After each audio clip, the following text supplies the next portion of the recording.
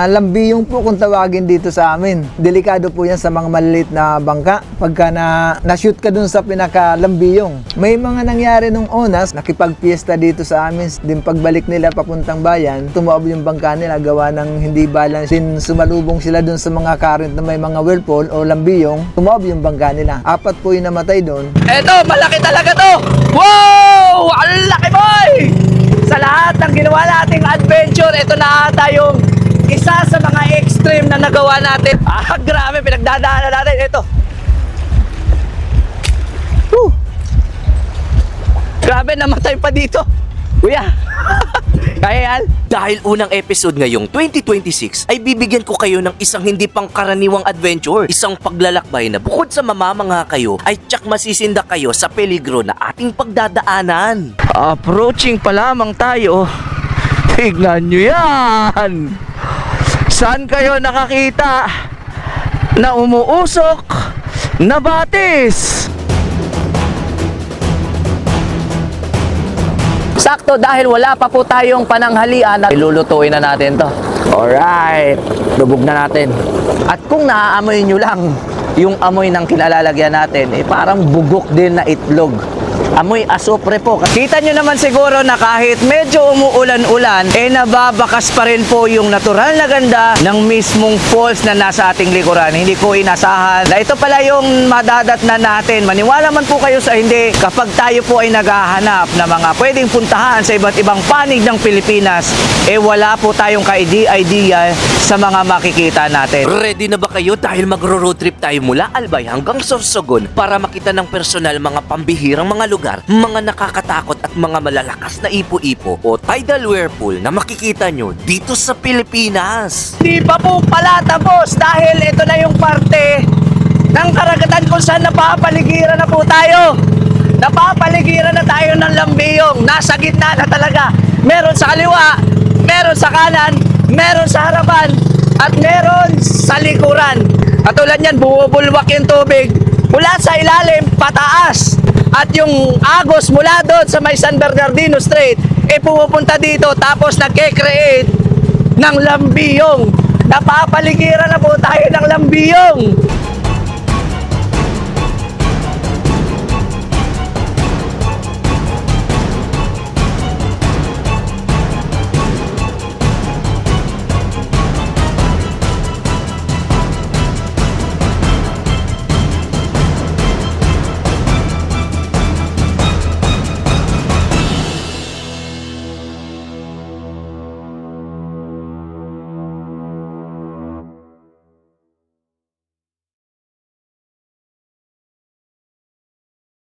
Good morning mga kapo! Welcome muli sa ating panibago at unang episode po ngayong 2026. Happy New Year po sa inyo at mula po dito sa mismong kinalalagyan natin, muli po tayong nagbabalik dito sa Bicolandia.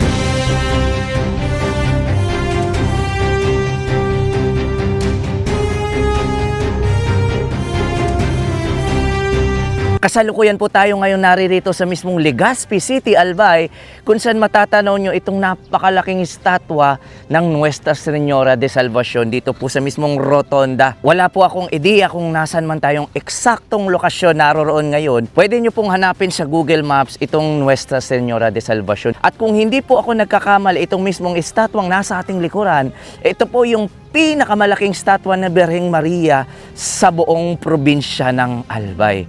Grabe, muli po tayo nakabalik dito sa mismong Bicolandia. Pagkatapos po ng halos isang taon, narito na naman po ulit tayo. Marahil napapansin nyo po na hindi nyo po natatanaw si Daragang Magayon dahil medyo natatakpan po siya ng ulap. Pero hindi po tayo alis dito hanggat hindi nagki-clearing. Naniniwala ako na magkakaroon tayo ng clearing. Konting tiis lamang dahil ganito po talaga si Daragang Mayon. Kung pupunta kayo, kailangan nyo po siyang suyuin dahil para po itong dalaga na kailangan nyong maghintay hanggat hindi niya ibinibigay yung matamis na oo. Ganito po talaga siya. At kapag nagpakita itong mismong Bulkang Mayon o si Daragang Mayon sa atin, sa mga Bicolano, sa mga Oragon, alam nyo po ang ibig sabihin nun. Kaya maghihintay tayo sa tamang oras hanggang magpakita itong mismong pinaka-perfect shape ni Daragang Magayon.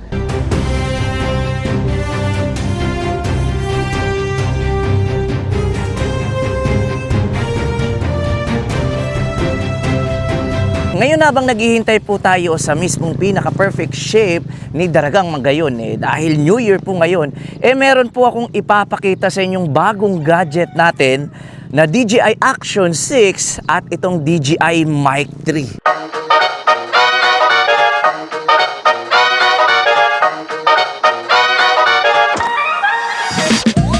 Ito yung mismong gamit natin ngayong taon at isa sa mga nagustuhan ko, uunahin ko na po yung Action 6. Napakaganda po nito sa performance, lalong-lalo na sa mga low light condition. Katulad nito, saktong-sakto po dahil madilim po yung paligid natin.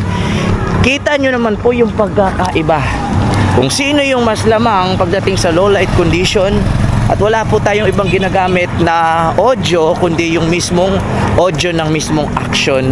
Ito naman po yung audio ng GoPro at ito naman po yung mismong audio ng Action 6. Sobrang linaw po ng camera na ito. Pero teka lang po muna dahil pansamantala po tayong titigil ng pag-review natin ng Action 6 at ng DJI Mic 3 dahil tignan nyo pagkatapos ng halos 15 minuto na paghihintay, nagpakita na po yung pinaka-perfect shape ni Daragang Magayon.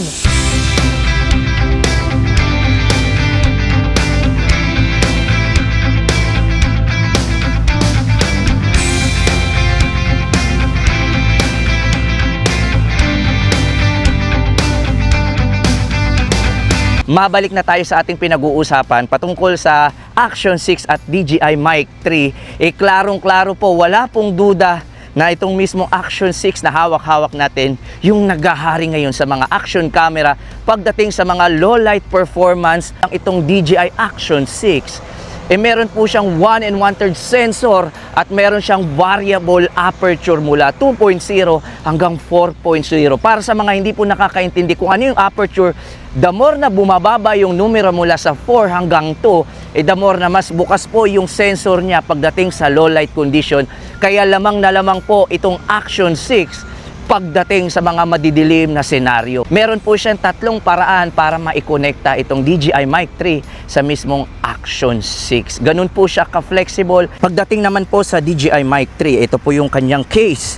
Meron ng display level po itong DJI Mic 3, meron ng magnet at ito, napansin ko na agad. Natatanggal yung magnetic niya. Pwede nyong ganyanin. At yung pinagkaiba nitong Mic 3 sa gamit natin, of course, kaya kong ikumpara yung Mic Mini. Ito po yung Mic Mini para makita nyo rin na talagang gumagamit po tayo ng product ni DJI at ito naman yung Mic 3. Itong Mic 3 pang professional level. Makikita nyo po dito yung display. Meron siyang maliit na display, LED display at kaya pong magkonekta ng 4 na receiver sa isang transmitter lamang po. At kung hindi rin po ako nagkakamali, i-correct nyo na lamang po ako, meron pong internal 32-bit float itong mismong mic na ito. Ibig sabihin, pwede kayong mag-internal recording separate po sa mismong audio. At yung pinaka nagustuhan kong feature ng DJI Mic 3, kung ikukumpara natin itong Mic Mini, ayan, parehas na parehas halos sila. Konti lamang po yung lamang niya, ayan, side by side. Ito, malaki ng konti, pero mas matagal po yung battery life nito at mas malayo po yung connectivity. Kung hindi ako nagkakamali, 150 meters po ito, pero ito, naririnig ko sa mga product review, maabot po ng 300 meters. Mula po dito, 300 meters palayo. Kung sakaling naghahanap po kayo ng Action 6 at ng DJI Mic 3 o kahit anong mga gadget, pwede nyong bisitahin yung pinagbilhan natin na Altitude. Marami po silang mga mall stores na merong available sa Metro Manila. At mula po dito, sa mismong monumento ng Nuestra Señora de Salvacion dito sa may Legazpi City, Albay, marami tayong mga pupuntahang mga spot. Wala tayong plano, magro-road trip tayo at bahala na kung ano yung makikita natin. At para po umpisa natin itong ating masayang pagbabalik dito sa Bicolandia, kaya ano pang hinihintay natin? Let's go!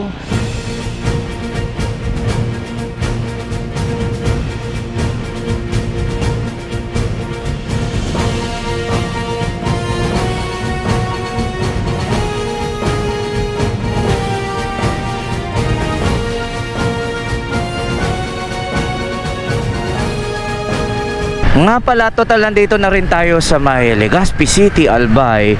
ay meron akong dadaanan dito. Ngayon asa na yun dahil magti 3,200 na po yung ating Himalayan 450. Buti na lamang dito po sa mismong Legazpi City, Albay, meron pong service center si Royal Enfield. Ito po yun mga kapo, yung new Neymar dito po sa may Legazpi City, Albay. Tignan nyo yung tinakbo natin, 3,193. Galing pa po ito sa Palawan, galing pa pong Sulu itong mismong motor na ito. At papa-change oil lamang po tayo ng mabilis, saktong sakto. Meron pong service center si Himalayan dito sa may Albay. Tara, change oil muna kami.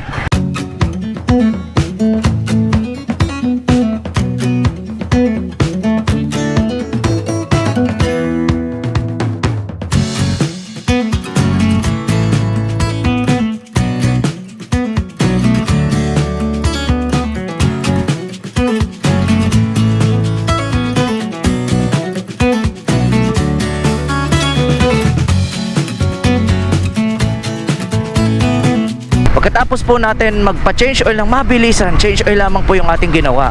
At good thing, uulitin ko po, may authorized service center si Royal Enfield dito sa mismong Legazpi City, Albay. Para kahit papano, ready na po ulit tayo.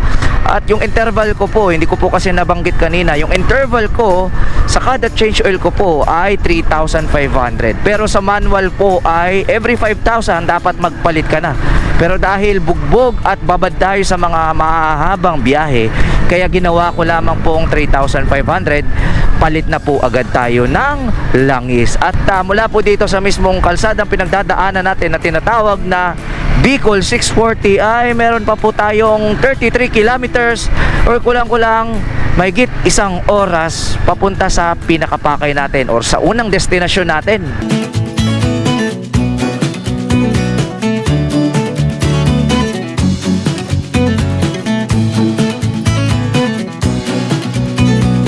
Ang ganda talaga ng mga kalsadahan dito. Kita nyo naman siguro, asfalto at halos kakaunti lamang po yung mga dumadaan na motorista. Ito yung mga pagkakataon sa bawat biyahe natin na gustong gusto ko, yung libre mga kalsada. Napakasarap magmotor. Hindi natin kailangan magmadali. Katulad ng lagi ko sinasabi, i-enjoy natin yung mga ganitong klaseng kalsada. At meron ako mga nakikita dito, mga overlooking. Pero ngayon, ino nyo, tamang road trip lamang tayo. Kahit sino, mga motorcycle rider or mga biyahero, mapapa road trip to the max.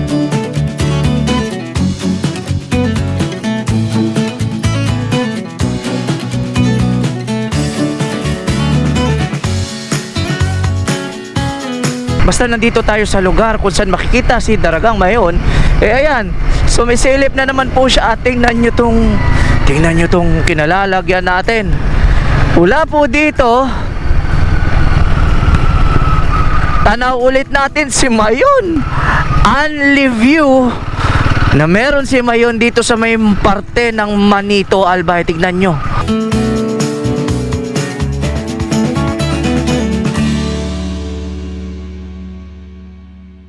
Pagkalipas lamang ng halos wala lang 1 oras, dinaanan lang natin yung pinaka-town proper ng Manito, Albay, ay kakana na po tayo dito. May maliit na kalsada po tayong dadaanan, sementado pa naman po. At mula po dito ay kulang-kulang 10 kilometers or 30 minutes. Malalaman natin yan dahil hindi ko na alam kung ano estado ng kalsadahan dito. Medyo matagal na panahon nung nabisita natin ito.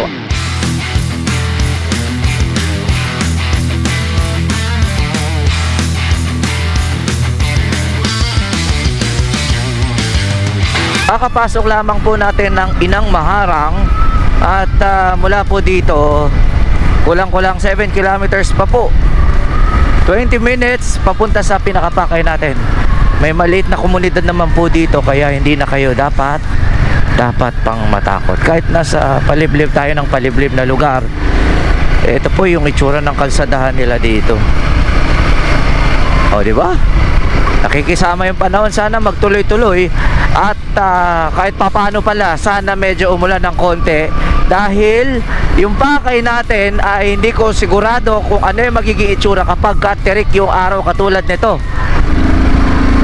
Kasi itong pupuntahan natin ay mas maganda daw o mas maganda puntahan kapag medyo mamasa-masa o umuulan-ulan o umaambon-ambon. Pero dahil mainit-init po, hindi natin sigurado kung ano yung magiging itsura. Dahil magdadalawang taon na rin mula nung nakita natin at nabisita natin ito. Tingnan niyo yung mga pinagdadaanan natin. Nasa gilid talaga tayo ng bundok.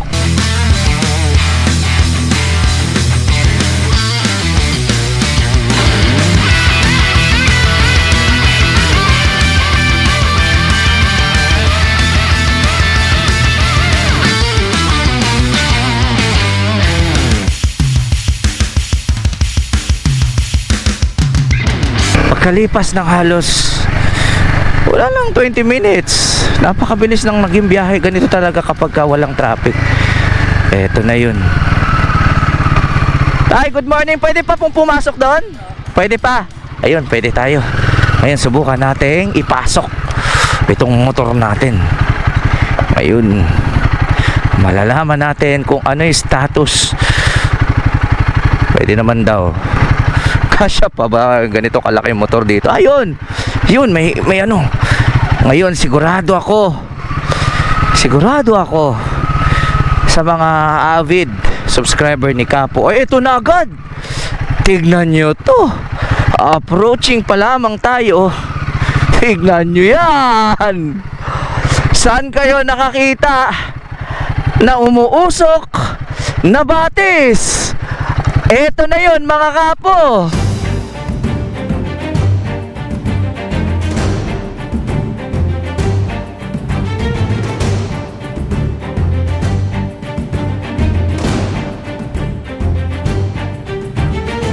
Magtatatlong taon na rin po mula nung huli nating nabisita itong Sitio Inang Maharang, Barangay Nagutgut, dito sa bayan ng Maninto, Albay, kung saan makikita nyo itong kumukulong lawa na tinatawag nilang Inang Maharang Boiling Lake.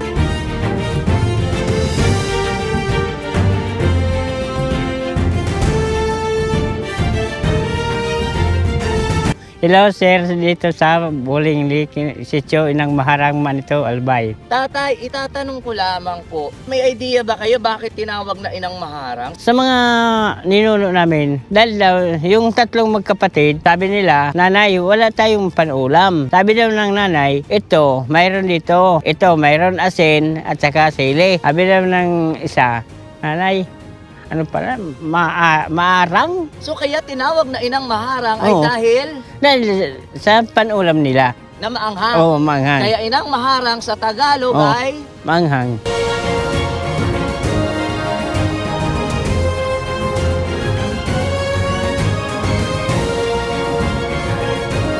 Ang madalas namin na linuluto namin talaga dito yung itlog at saka nag-ano na kami ng pagkate ng baboy dito namin dinadala. Dati inaalis na namin ng balaybo dito. Pati At manok? Pati manok dito na lang. sa tansya nyo gaano kainit yung tubig na kumukulo dyan? 4 na dubli sa ang init niyan. Marami na aksidente dito. Tulad ng mga galing Maynila, tinitingnan nila, naglakad-lakad sila dyan sa baba na yan. Hindi namin napansin na may papunta pala dito mga bisita. Mayroon sumigaw na 2 tao papunta doon na patulong raw na dahil na mayroon silang na-diskwidong bulsot sila dyan sa Ah, malambot po yan. Oo, malambot din. Hindi pwede basta-bastang dyan, apak sa parte na yan. Kasi mainit talaga. Dati ba naliliguan nyo po ito? Hindi. Sobrang kusog ng init.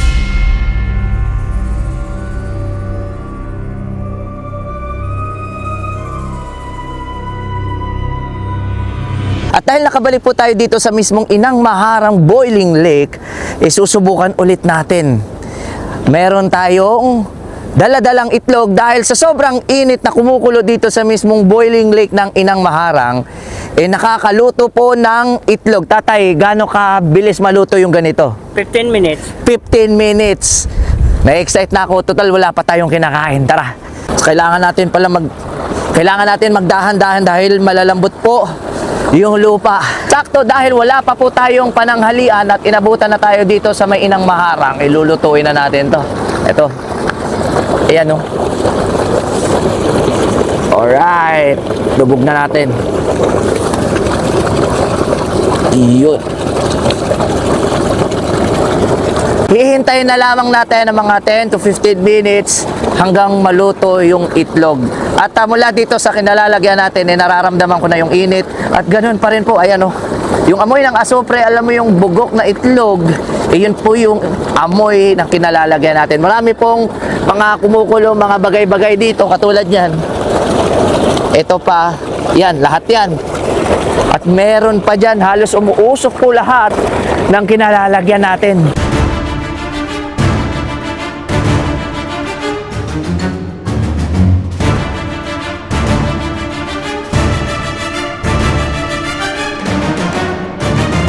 Kung yung nakikita nyong yan, nagkakaroon ng pressure at umiinit talaga, sigurado ako katulad ng nabanggit ko, 100 degrees Celsius po yung temperatura niyan. At dahil tapos na po yung 15 minuto na pagluto ng itlog, pupuntahan na natin yon at hahanguin na natin. Ito yun. Ito na yung niluto natin. Yan. Kita nyo yan. Iyon. Kita nyo? Ayan oh. Oh. Ito na. Ito na yung niluto nating itlog. Ayan. Tignan nyo. Halos lahat yan umuusok.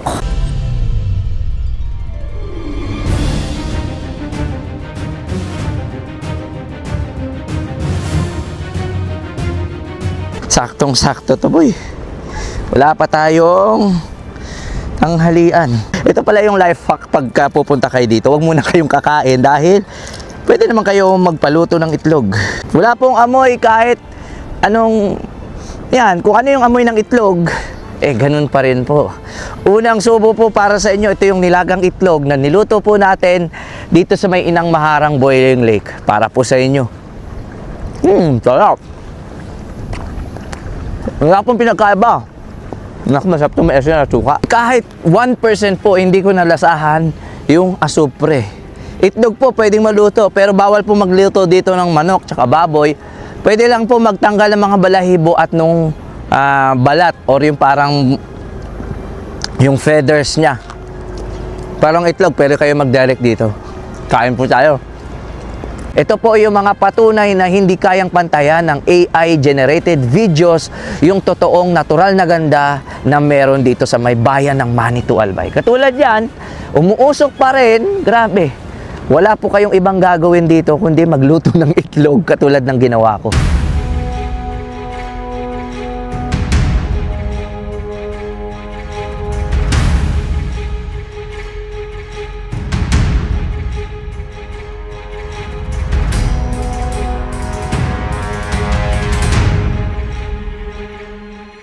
Katapos po nating puntahan at balikan yung Inang Maharang Boiling Lake, ay pagpapatuloy na po natin yung ating pagmumotorsiklo. At dito na po natin matatagpuan yung thank you marker ng Manitou, Albay. Dahil papasok na po tayo ng probinsya ng Sorsogon. Ito na yung boundary mga kapo. Itong mismong tulay na ito.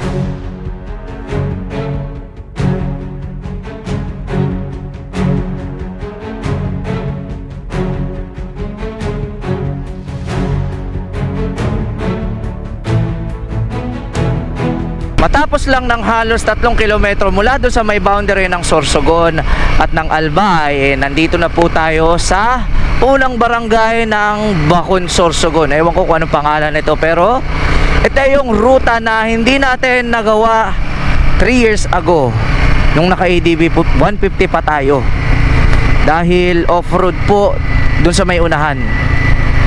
Pero wala tayong idea kung ano yung kakaharapin natin. Pero naririnig-rinig ko po na sementado.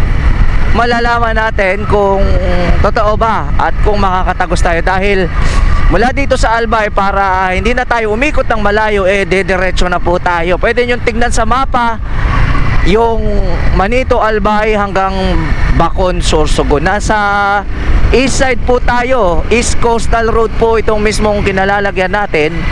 At ito yung mga kurbada. Paakyat na po tayo ng paakyat ng bundok. Tingnan nyo yung mga kurbada dito. Matarik to. Natatandaan ko, gapang dito si ADB. Pero thanks God talaga dahil nagkaroon na tayo ng adventure bike. Hindi na po tayo nahihirapan. Tingnan nyo yung mga kurbada. Grabe, tarik niyan boy. Aahon pa tayo dun. Ahon, pero basic lang. Sarap sa pakiramdam, nakabalik tayo. Nandito sa may unahan yung pangmalakasang kurbada, mga kapo. Tingnan nyo to. Tingnan nyo to. Ito pa, kukurba pa tayo. Sarap mag road trip. Namiss ko yung ganito ha. Puro na kasi tayo documentary, puro na tayo pinakadulong isla, pero yung road trip pa rin talaga namimiss ko. Grabe tarik nito. Tignan nyo. Ito na yung Bacon Zigzag Road, mga kapo.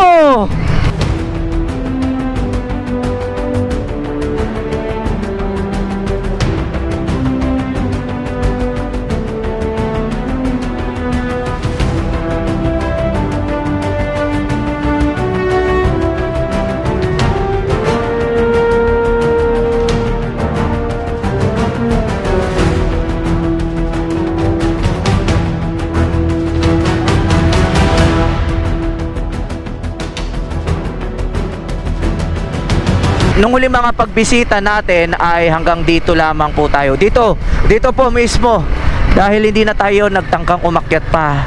Dahil maputik talaga at off-road. Pero ngayon, masusubukan na natin. Grabe yung tarik ng kalsada. Tingnan nyo. Boom! Matindi yung ahon. Zigzag road talaga. Kung yung Atimonan, Quezon at yung Quezon sa Bukidnon ay may zigzag road, dito po sa Bacon, Sorsogon, tignan nyo, meron din silang zigzag road. At eto na po yun. Grabe, ahon!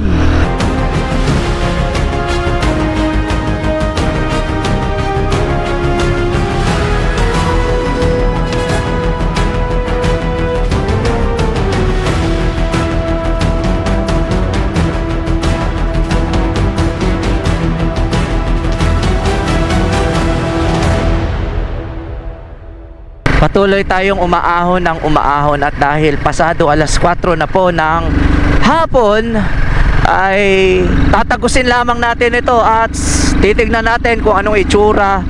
At kapag nakatagos tayo baka doon na po tayo maghanap ng matutuluyan. Ito po, ayan na yung ulap at sana wag po tayong maabutan ng ulan dito sa taas ng bundok. Nasa taas po kasi tayo ng bundok. At ito yung itsura ng kanilang kalsadahan. Grabe, ang sarap sa pakiramdam. Mukhang tapos na ata. Mukhang wala na ata tayong adventure na pagdadaanan pa dahil sementado na po.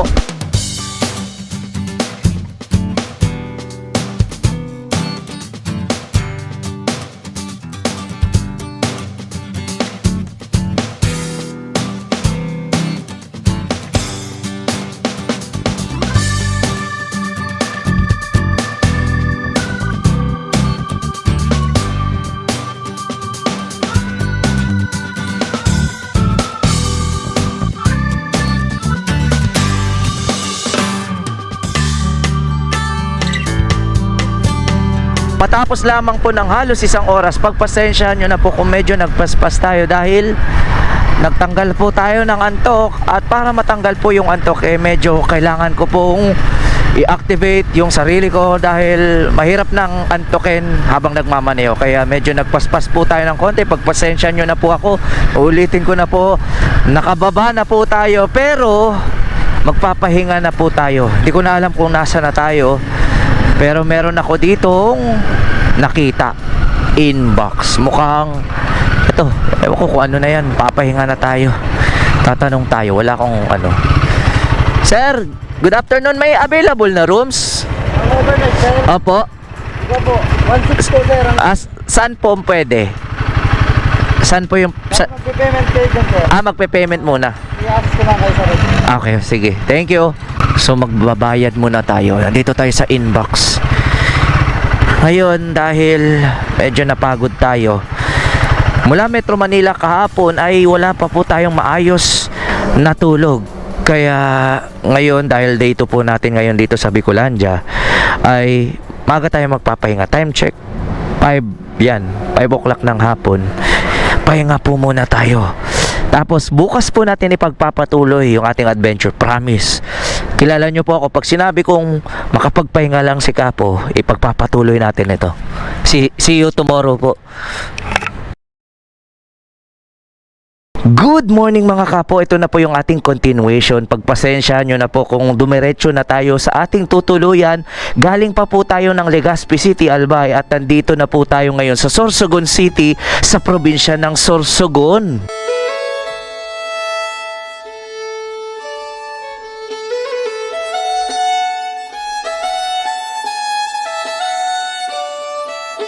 Dito nga po pala tayo natulog sa inbox na tinatawag nila. Ito po, ayan, 20-foot container po na kinonvert bilang pahingahan at transient inn ng mga biyahero. Along Sorsogon City, bypass road lamang po ito. Ito mismong kinalalagyan natin at malapit na lamang po dito yung Sorsogon City. Para magkaroon po kayo ng idea kung anong itsura ng tinulugan natin dito sa may Sorsogon City, ito lamang po yung ating motorsiklo, katapat lamang ng ating kwarto. At pagpasok ninyo sa halagang 1,600 pesos a night, ito po, napakasimple pero napakakomportable. Tingnan nyo. Good for 2 packs na po ito. May aircon, may komportable, at meron po sila dito smart TV kung saan habang nasa biyahe kayo at nagpapahinga ay pwede po kayong manood ng ating mga adventures sa YouTube. Ayan, may wifi po sila dito at may smart TV. Napaka-komportable, may maayos na CR at malapit lamang po dito yung SM ng Sorsogon City. So mula dito, ayan, nakapagpahinga tayo ng maayos. Ito yung itsura ng kwartong tinulugan natin. At mula po dito sa mismong tinulugan natin ay ipagpapatuloy na po natin yung ating pagmumotor. Katulad nung sinabi ko sa inyo, kung ano yung madadaanan natin at kung ano yung matutuklasan natin ay wala po sa plano. Puro road trip lamang ito dahil na-miss ko po yung Bicolandia. At para po umpisa nating muli itong ating masayang pagmumotor at paglalakbay dito sa may Sorsogon City naman, tara, let's go!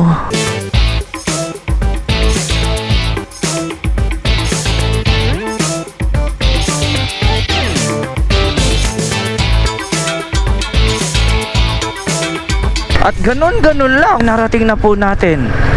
Ito na agad yung bayan ng Barcelona. Hindi po ng Spanya, kundi ng Barcelona. Sorsogon.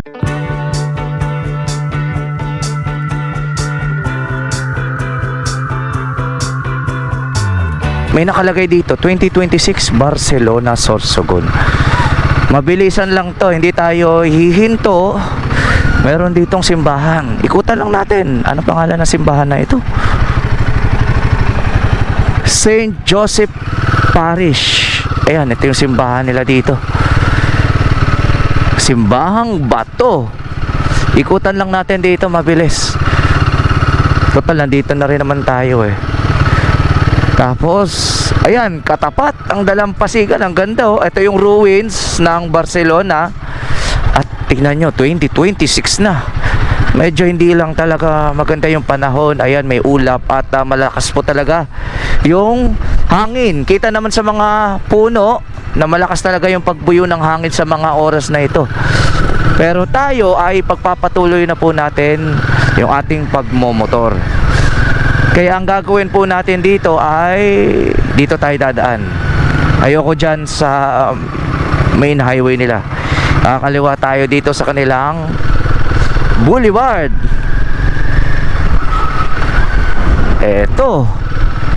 Ito naman yung tinatawag nilang Barcelona Boulevard. Tignan nyo, napakasimple lang.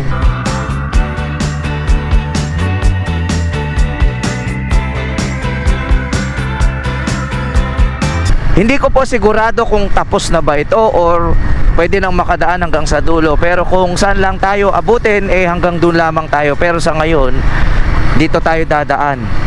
Ang lakas ng hangin, oh. Nararamdaman ko yung hangin, oh. Tingnan nyo yung puno, gumagalaw talaga. Nayuyugyug, pati yung mga puno ng nyug. Ay, sarado. Dito lang. Ay, hindi pa tapos. So dito, kakanan na tayo. Tapos na agad, hindi pa po tapos. At mula po dito ay malapit na lamang. Wala nang 10 kilometers sa susunod na bayan. Kaya tara, punta na tayo doon habang hindi pa umuulan.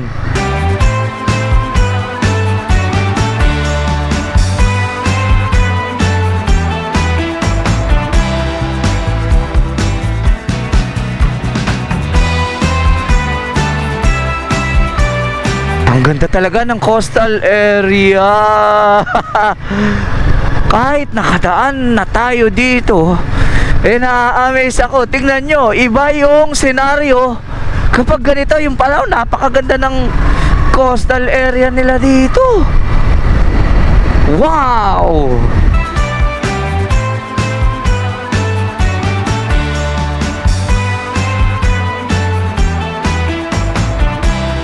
Solve na ako sa road trip natin. Kalsada pa lang, panalo na. Paano pa kayo yung mga coastal area dito sa may parte ng Bulusan? Meron akong titingnan dito at silipin natin yung pinakasikat na beach ng bayan ng Bulusan. Pero sa ngayon, enjoyin mo muna natin tong road trip natin. Takbong 60, 70s, okay na yan. Ang mahalaga, nag-e-enjoy tayo. Hindi na importante kung mabilis. Ang importante dito kung paano natin ninanamnam yung bawat segundo na nakakapag road trip ulit tayo dito sa may parte ng Bulusan, Sorsogon. Kakapasok lamang po natin ng Dangkalan Bay. Nandito sa may kaliwang parte natin ngayon. Subukan nating silipin ulit. Nandito na tayo. Ito yung isa sa pinakasikat na beach nila dito na mura lamang po. Subukan natin itanong. Mag-i-inquire tayo. Aba, may tourist rest area na sila dito. Wow, laki ng pinagbago, ha. Tanong natin dito. Ito. Kaya tingnan natin to. Dito tayo. Tingnan nyo yung beach nila dito. At ito po yung tinatawag na Dangkalan Beach.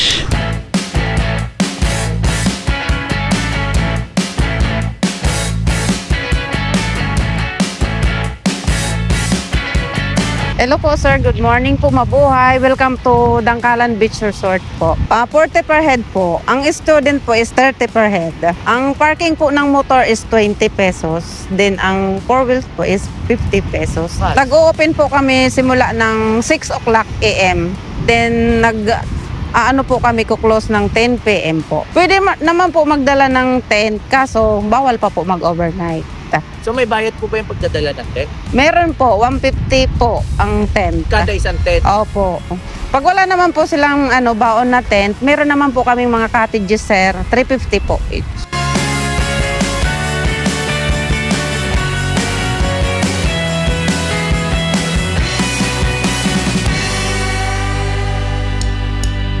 Ilang taon din yung nakakalipas mula nung nadaanan natin ito at dahil nakabalik tayo dito, pinapakita ko ulit sa inyo para magkaroon kayo ng ideya na pwede kayo ditong dumaan bilang alternatibong ruta at ito po yung madadaanan nyo. At kung sakaling di naman kayo nagmamadali, pwede po kayong maligo, mag-anlilublob sa napakagandang tubig nila dito at hindi rin po maikakaila na napakaganda ng kalidad ng buhangin nila dito. Ulitin ko po, 30 pesos lamang at 40 pesos lamang sa mga adult yung babayaran ninyo. Tapos kahit ganito na medyo hindi kagandahan yung pagpunta natin dito, malakas yung hangin, medyo may kalakasan yung alon, makulimlim at may paparating na bagyo sa kasalukuyan, kitang-kita nyo naman po at obvious naman siguro na napakaganda nitong Dangkalan Beach.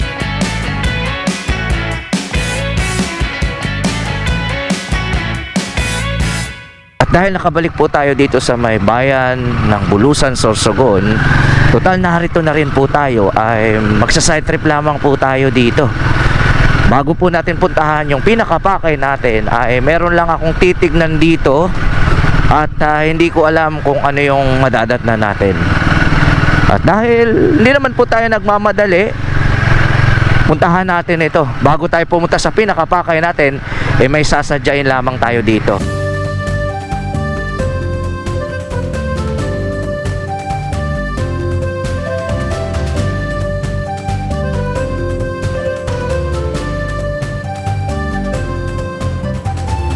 Mukhang narating na natin yung, hindi ko alam kung sitio ba to o barangay, pero magtatanong-tanong na lang po tayo dito. Wala kasi po akong idea. Kilala nyo naman po ako na bigla-bigla na lang pong nagpupunta sa mga lugar na hindi po tayo pamilyar. Dito siguro ito may barangay area, Barangay San Francisco. Ito na siguro yun, mukhang ito na ata.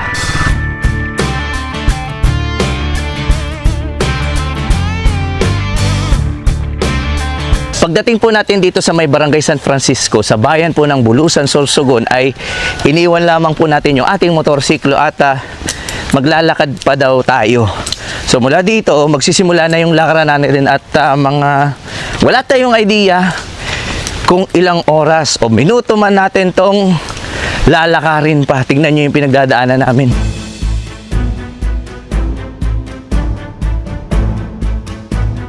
Mukhang bibihira lamang pong madaanan itong mismong trail na pinagdadaanan natin dahil kita nyo yung kulay berde na yan. Hindi po yan damo, puro lumot po yan. Ayan, mula dito hanggang dun pababa, hindi pa yan.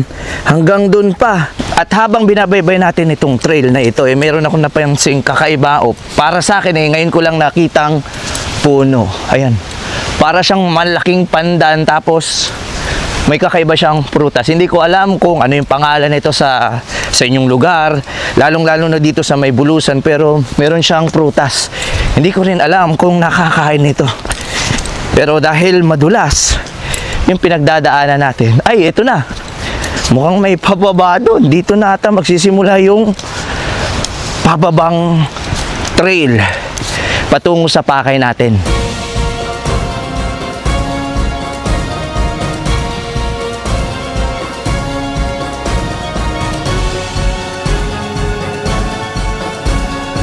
Buti na lamang talaga kahit pa paano habang pababa itong trail may semento pero katulad pa rin yan may mga lumot at meron naman kayong mahahawakang kawayan. Pero dito pa lamang sa mismong pinagdadaanan natin naririnig ko na yung kaluskos ng tubig at meron tayong pagdadaanan dito. Ayan. Hindi ko alam kung ano yung mararamdaman ko, kung matatakot ba ako. Pero kita nyo yung mga umaagos. Ito daw yung Bayugin River. Ang ganda ng mga rock formation pagdating doon. Buti na lamang talaga parang gumawa sila dito ng konkretong tulay. Pero yan, kita natin dito yung Bayugin River.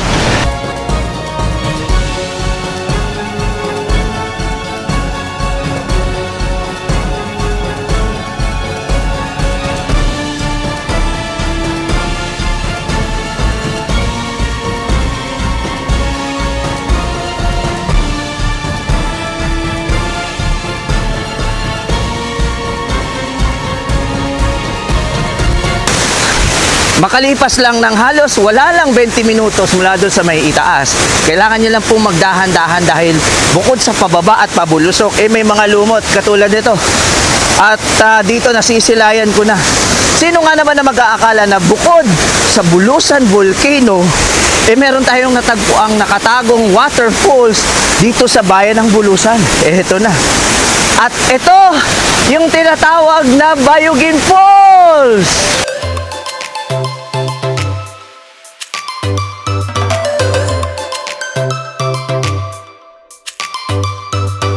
Hello sir, mabuhay, good morning. Welcome po sa Bayugin Falls. Tinawag po itong Bulusan dahil po lahat ng tubig galing sa bundok dito po bumabagsak. Salitang kung tawagin bulos baga ng tubig, kaya po siya natawag ng Bulusan. Di ba ang Bulusan, yung bulos ng tubig baga? Ngayon naman itatanong ko dahil nandito tayo sa bayan ng Bulusan, bakit naman po tinawag na Bayugin Falls, itong falls na ito? Ayon po sa kwento, dahil natawag na bayugin, dahil doon sa tinatawag na bayo, ginagamit paglupak. Pag naglupak ng, halimbawa, lulupak ka ng kamuting kahoy, pag binayo mo daw yon, yung tunog, medyo malayo nararating na parang umiiko. Na kung tawagin dito sa amin, daging. Yung daging, baga, pagbayo mo, dumadagong doon, parang umiiko baga. Dahil sa kahoy na yon, may kakaibang tunog daw yung pag ginamit mo. Ang tawag doon sa kahoy daw, bayog. Pinagsama yung bayog, saka yung daging, bayogin. Yung pagbayo mo na daging, bayogin. Kaya, tinawag daw na bayogin.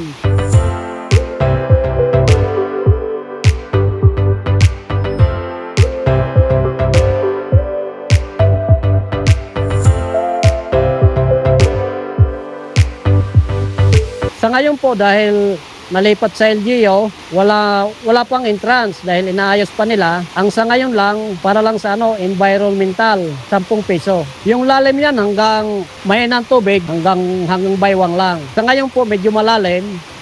Siguro, mga hanggang dibdib, gano'n. Ayon po sa mga nag-aaral, dahil sa vulkan, ito daw po ay naging fault line. Yun nga po, dahil sa mayroong active na vulkan, nagkaroon daw po ng fault line. Sa pagtagal po ng panahon, fault line daw na dinaanan na ng tubig. Kaya naging Bayugin River na siya. At dito bumagsak na tinawag na ngayong Bayugin Falls.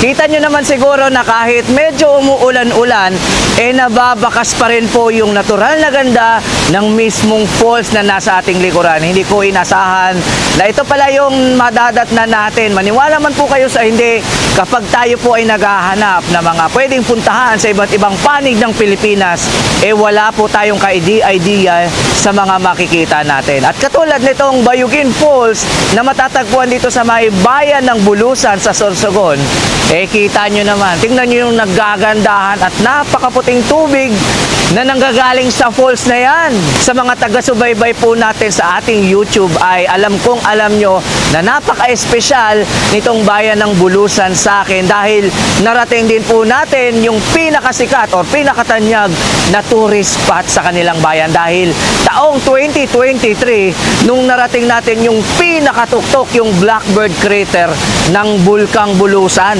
Opo, tama yung pagkakarinig nyo dahil naakyat natin yung isa sa pinakaaktibong bulkan sa buong Pilipinas. Yun nga lang dahil aktibo po ito sa mga panahon na ngayon, bawal pong umakyat hanggang sa pinaka-crater. Pero marami pa po kayong mga pwedeng puntahan. Nandyan yung Bulusan Lake at itong napuntahan natin na tinatawag na Bayugin Falls. Kung pupuntahan nyo rin po itong mismong falls na kinalalagyan natin, pwede po kayong magbaon ng pagkain, ng inumin dahil meron pong mga cottages dito kung saan pwede kayo magsalo-salo, mag-bonding, lalong-lalo na kapag weekend dahil wala pa pong entrance fee itong mismong falls na to. May babayaran lang kayong 10 pesos para sa environmental fee pero 1 to sawa na po kayo dahil yung pinagbabagsakan ng falls na nakikita nyo yan, hanggang dito lamang po, hanggang bewang ko.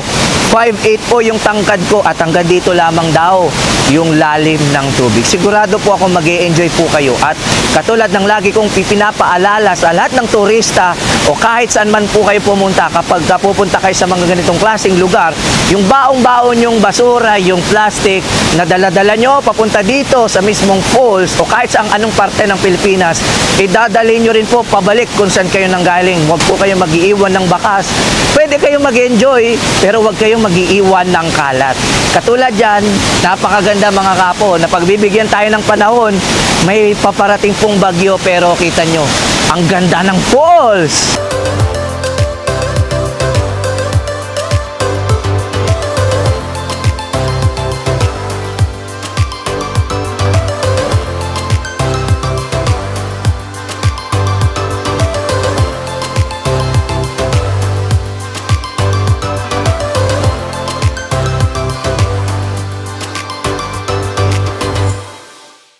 Pagkatapos natin puntahan yung falls, meron tayong napag-alamang kakaibang pagkain. Alam niyo yung pili nuts. Dito sa may Bulusan, inuulam po yung pili. At bago natin maluto yung ulam na yon, kailangan muna nating magpaakyat sa mismong puno ng pili.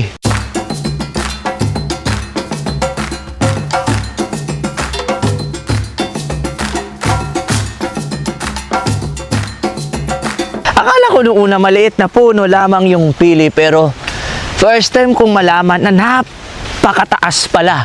Pag sinabi kong mataas, mataas talaga na puno. Ayan oh. Tingnan nyo, nandun niya si Kuya sa mismong taas. Umakyat talaga dito. At isa-isa niyang kinukuha at isa-isa na nagbabagsakan yung ganito. Yung pinaka pili. First time ko rin makakita ng pili. Na madalas, yung nakakain natin yung may nakakaramelize sugar na. Pero ito pala itsura ng pili. Lumaki ako ng halos mahigit ilang taon na rin bago ko malaman na ito pala itsura o yung pinakabunga ng pili, mga kapo.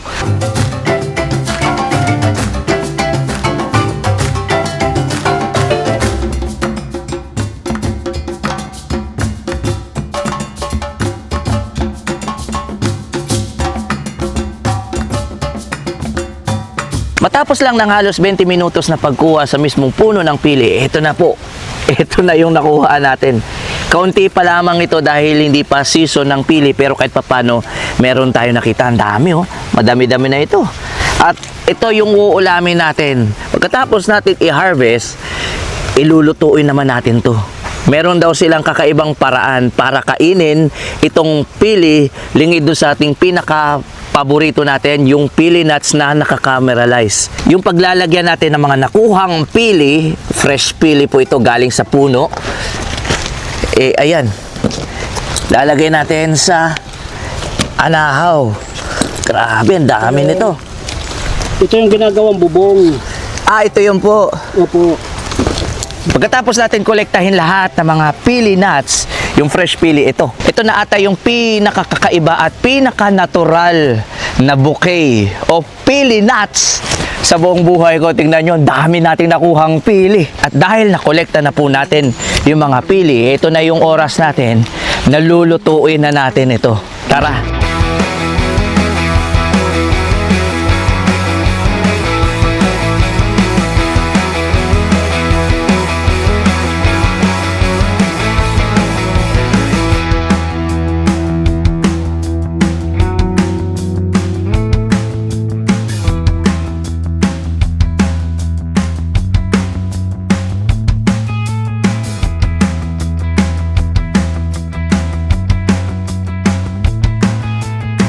Nakita nyo naman po siguro kung gaano kahirap kumuha ng mismong pinaka-prutas ng pili. At mula doon ay binanlian po natin siya ng mainit na tubig. Hindi po ito pinakuluan, nilagyan lamang po ng mainit hanggang sa lumambot. Ito yung isa sa mga bagay na natuklasan natin dahil itong mismong prutas ng pili, kinakain po. Kailangan natin tanggalan ng balat. Ito po yung kakainin natin at ito yung inuulam at ipinapares sa turos. Para siyang, alam nyo yung isda, na maliit na danggit, tapos para siyang ginamos sa Bisaya.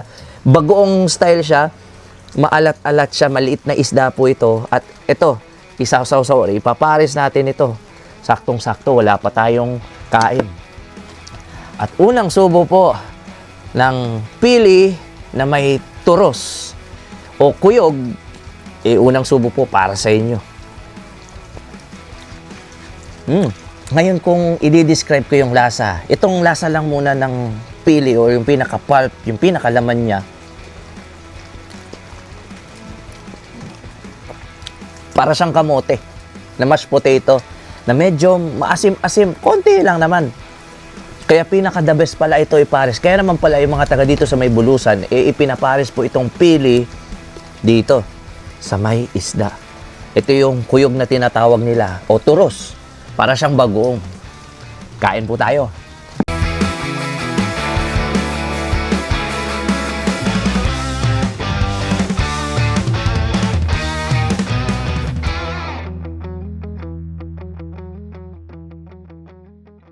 Pagkatapos po nating dumaan ng mabilisan dito sa bayan ng Bulusan at puntahan yung Bayugin Falls at ipakita yung pili na inuulam nila dito sa kanilang bayan, ay pagpapatuloy na po natin yung ating pagmumotorsiklo. Medyo kumukulimlim na po at kailangan na nating ipagpatuloy yung ating biyahe. Pero dahil nandito tayo sa mismong ruta ng Bulusan, susubukan natin itong ruta na ito.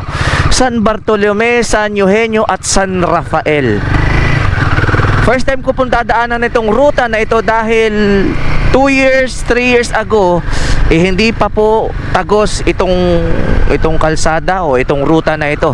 Pero dahil naririnig ko na pwede na daw makadaan, dito po tayo magmomotor. At mula po dito ay magmomotor pa po tayo ng kulang-kulang mahigit 1 oras o 43 kilometers patungo sa pinakakatimugang parte sa mainland ng Luzon. Kaya tara, samahan nyo ako dahil first time kong daanan itong rutang tinatahak natin.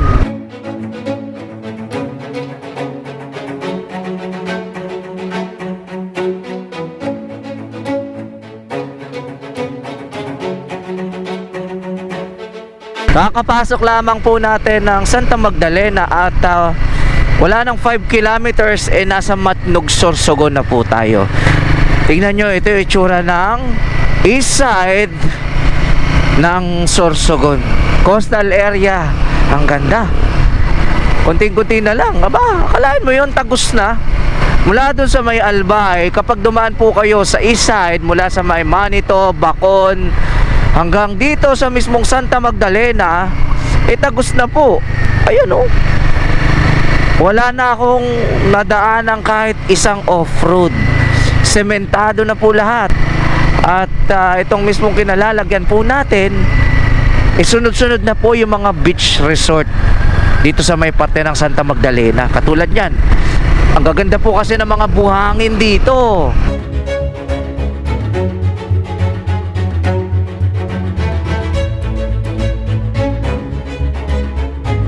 Uy, may coastal road, aba. Ang lupit naman ang dinadaanan natin. Tingnan nyo, open area to.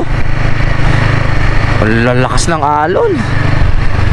Grabe. May bundok na nakatapyas.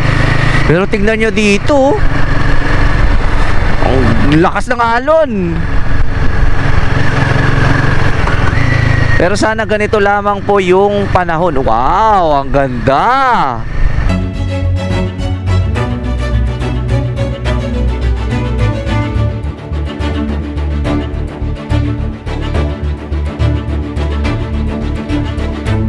Makalipas lang ng halos wala lang 1 oras mula dun sa may Bulusan, Sorsogon, mukhang narating na natin. Ito na yung town proper ng Matnog, Sorsogon.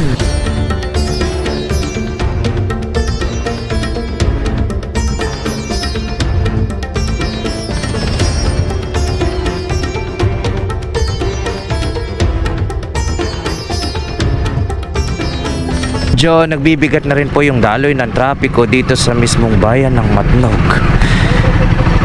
Dahil itong Matnog yung isa sa pinaka-busy pier o puerto sa buong Pilipinas. Dahil may papakita ko sa inyo. Ito lang naman yung gateway papunta sa Visayas at Mindanao. Kung galing po kayo dito sa Luzon, dito sa may Matnog, Sorsogon. Ngayon, dadaanan lang natin ito, pero ipapakita ko muna saglit. Pagtingin ko sa kanan, ayan na po, ayan o. You are now leaving the island of Luzon.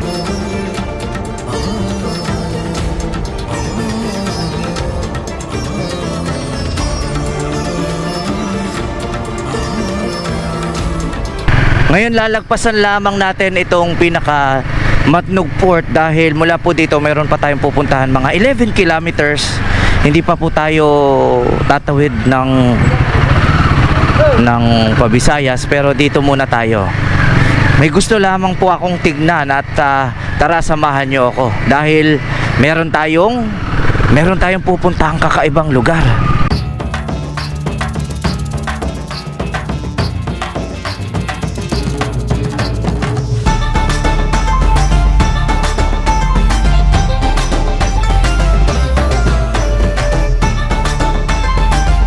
Matapos lang ng halos 20 minutes sa mismong Matnog Port ay narating na natin itong pinakapakay natin. Ngayon wala tayong idea kung dito nga ba natin makikita yon. Pero tara, hanapin natin.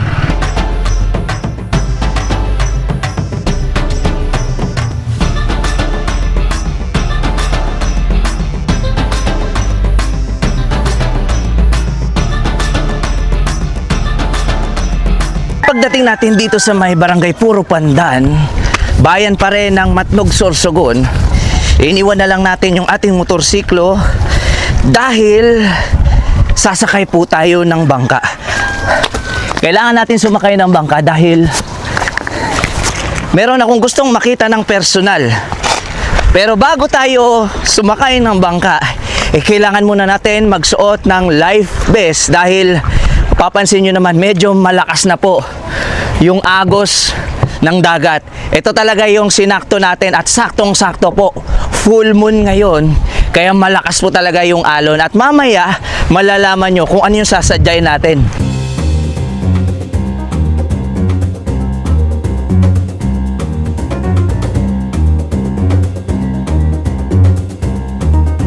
Kita nyo naman siguro na habang nagsusuot pa lamang tayo ng life vest, tinatangay na agad tayo ng agos.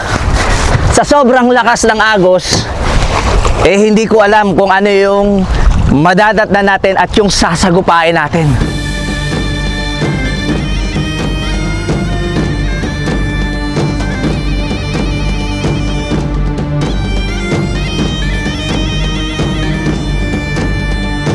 Hindi pa man tayo lubos nakakalayo, nararamdaman na namin yung agos. Hindi ko rin maintindihan yung galaw ng dagat dahil merong gumagalaw doon, may gumagalaw dito. At may hahanapin tayo dito at tatangka natin lapitan.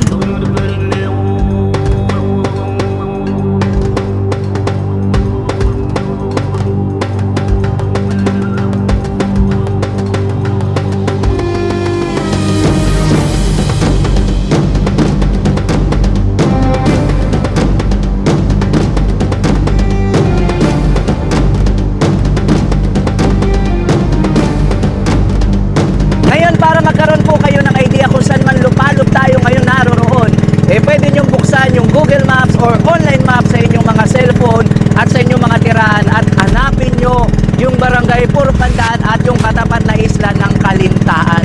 Dito po, yung mismo nakikita nyong straight na yan, yung makitid na iskinita na yan, dyan po nanggagaling yung tinatawag na San Bernardino Street. At dito naman po sa may kanan natin, dito naman po yung Ticao Pass sa may Masbate.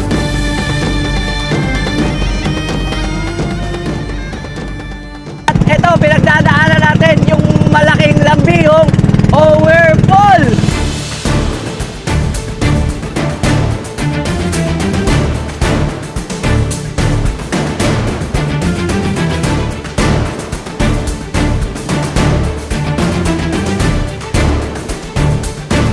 Hindi tayo pwedeng pumagitna sa pinakamata ng whirlpool dahil lubang mapanganib ito, pero pwede lamang natin ito giliran. Ay ako, ang laki dal! Ang dami mga whirlpool dito!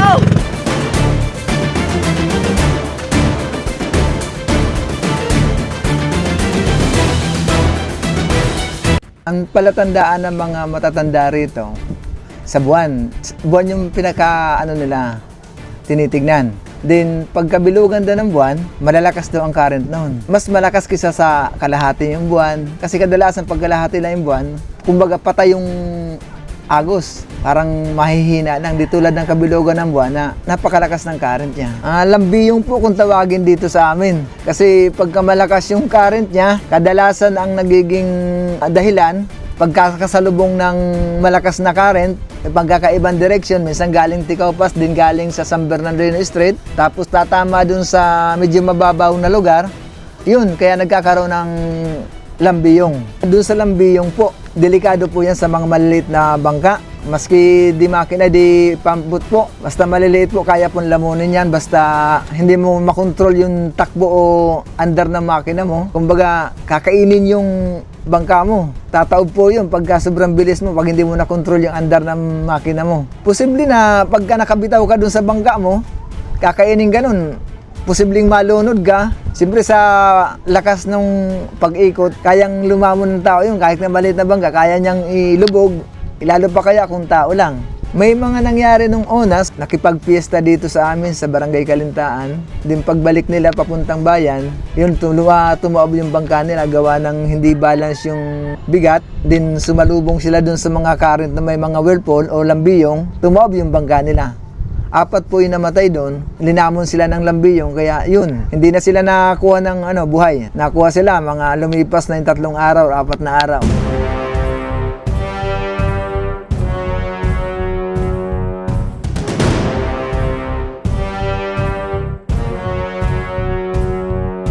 Ang dami mga whirlpool dito! Meron pa dito sa isa, ito malaki-laki to. Grabe, hinihing. Ayan o. Wow!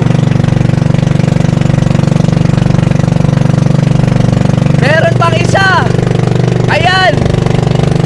Ang dami. Nangangatok yung tuhod ko dahil ito, meron pang mas malaki. Ang laki nito mga kapo. Tignan nyo to. Ayun o. Grabe, umiikot talaga. Hindi ko ma-explain. Pero habang papalapit o malapit tayo sa pinakamata ng whirlpool na tinatawag nila dito, ay parang bumabagal yung bangka.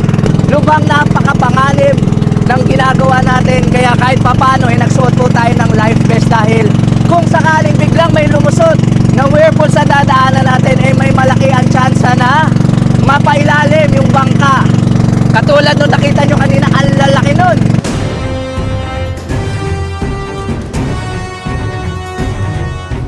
Marahil nagtataka kayo kung paano nga ba nabubuo ang isang whirlpool. Ganito kasi yan, ayon sa ating pananaliksik, nabubuo ang whirlpool sa karagatan dahil sa maraming factors. Una, nagbabanggaan ng 2 tidal force sa magkabilang direksyon ng alon, kaya nagdudulot ng pag-ikot ng tubig na nagiging whirlpool. Pangalawa, mas malaki ang whirlpool kapag bilog ang buwan dahil ang gravitational force ng buwan ang responsable kung bakit merong low tide at high tide. Pangatlo, kapag nagsama-sama yung bungguan ng 2 tidal force sa magkabilang direksyon, sabayan pa ng low tide at high tide dahil sa full moon at dagdagan pa ng unstable ocean surface o hindi pantay-pantay na bato o bahura sa ilalim ng karagatan, kaya mas malalaki ang whirlpool na nakikita ninyo at mas delikado at mas peligroso ang lambiyong o whirlpool kapag napagitna kayo sa mismong mata ng whirlpool dahil pwede kayong lamunin ng whirlpool hanggang sa pinakaibaba ng ocean floor.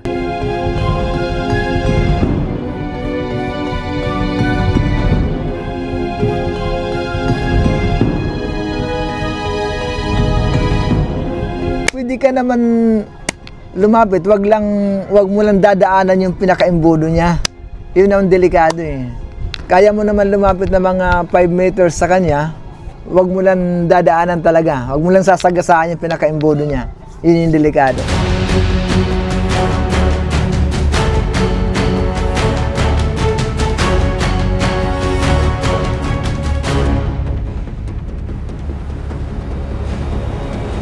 Nakita nyo naman yung mga naglalakihang mga whirlpool na pagilid kami dito sa mismong Kalintaan Island.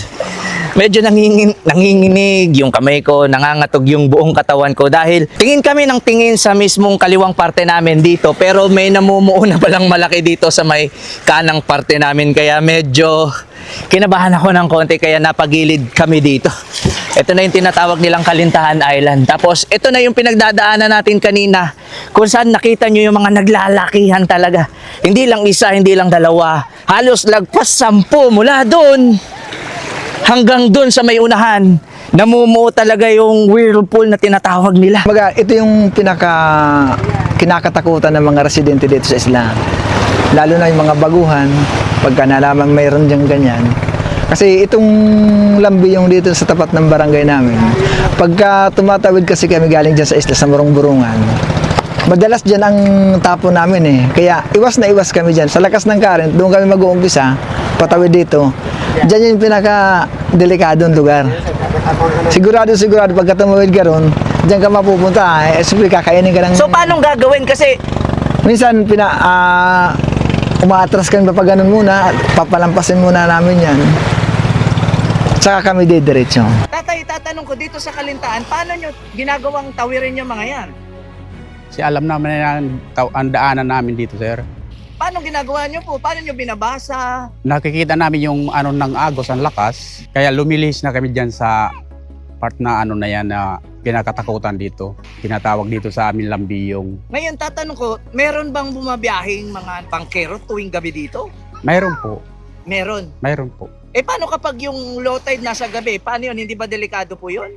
Hindi, kasi alam na din yung mga bangkero dito.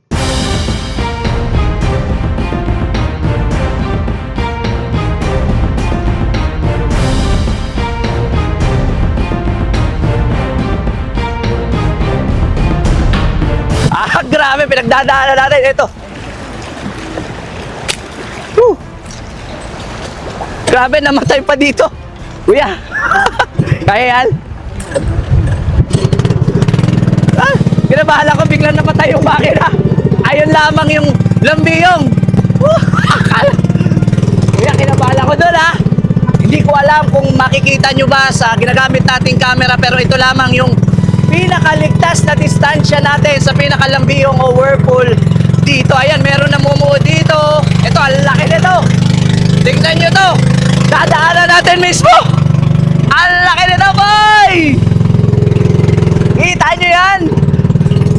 Ngayon, napakalaga ng ginagampan ng papel ng buwan sa mga nakikita nyong whirlpool dahil meron pong 4 na klase ng tide at yung dalawa doon, yung low tide at high tide. At yung pangunahing sanhi ng low tide at high tide yung buwan. Kaya nasaktuhan po natin na full moon ngayon. Kaya naglalakihan po yung mga lambiyong o whirlpool na nakikita nyo ngayon.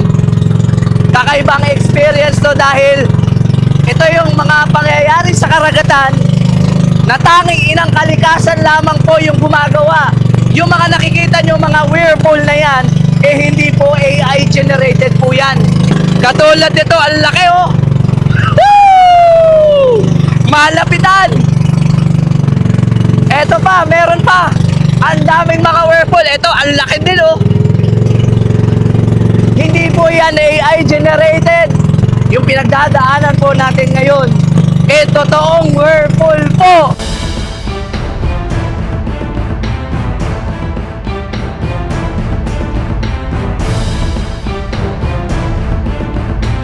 Eto, malaki talaga to. Wow! Ang laki, boy! Grabe! Sa lahat ng ginawa nating adventure, ito na ata yung isa sa mga extreme na nagawa natin dahil malapitan po talaga natin, ilalapitan talaga natin yung mga lambiyong. Hindi pa po pala tapos dahil ito na yung parte ng karagatan kung saan napapaligiran na po tayo. Napapaligiran na tayo ng lambiyong. Nasa gitna na talaga. Meron sa kaliwa, meron sa kanan, meron sa harapan, at meron sa likuran. Hindi ko maintindihan yung galaw ng tubig. May bumubulwak, may umiikot. Hindi na rin talaga ayan, kita nyo, iba na yung hampas ng alon. Woo! Katulad yan, bumubulwak yung tubig mula sa ilalim, pataas. At yung agos mula doon sa may San Bernardino Strait, pumupunta dito tapos nagke-create ng lambiyong. Napapaligiran na po tayo ng lambiyong.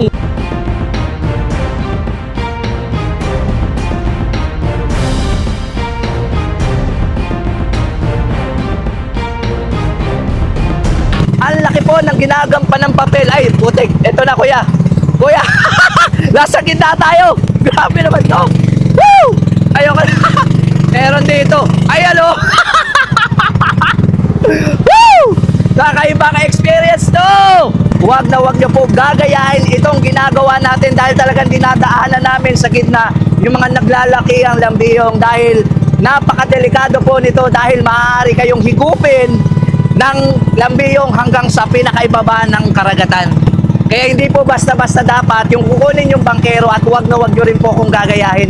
Ipinakita ko lamang po sa inyo na napakarami mga gawa ng ilang kalikasan na nagdudulot ng kakaibang mga ganitong klaseng mga fenomeno na tinatawag na lambiyong o sa Ingles ay whirlpool.